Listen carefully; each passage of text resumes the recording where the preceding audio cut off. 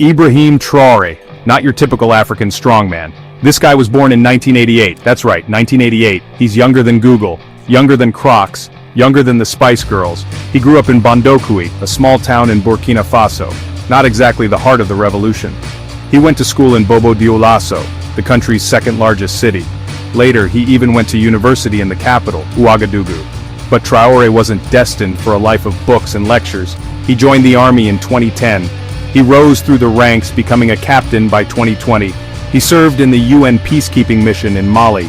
He saw firsthand the chaos and violence that plagued the Sahel region. He also participated in counter-terrorism operations back home in Burkina Faso. This was a guy who knew how to handle a gun, but more importantly, he knew the enemy. He understood the threat posed by Islamist insurgents, and he was deeply frustrated by the government's inability to protect its people. Little did anyone know this unassuming captain was about to make history. January 2022, Burkina Faso was already on edge. The country was in the grip of a deadly Islamist insurgency.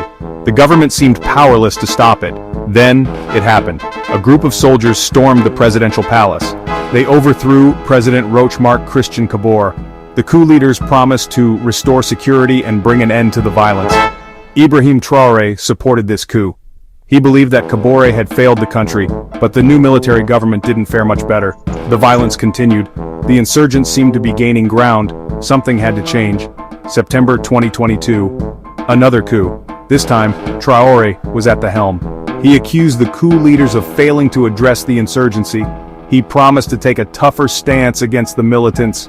And just like that, the captain from Bondokouy became the world's youngest head of state. Traoré's rise to power was met with mixed reactions. Some people were skeptical. They had seen coups before. They knew that military leaders often promised change but rarely delivered. But others were hopeful. They saw Traoré as a young, dynamic leader who could finally bring peace to Burkina Faso. And there was something about Traoré that resonated with ordinary people. Maybe it was his youth, maybe it was his military background, or maybe it was his simple, no-nonsense style.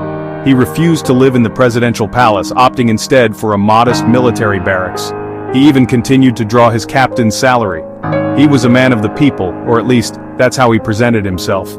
But popularity can be fleeting, especially in a country as volatile as Burkina Faso. And Traoré knew that he had to deliver on his promises if he wanted to stay in power.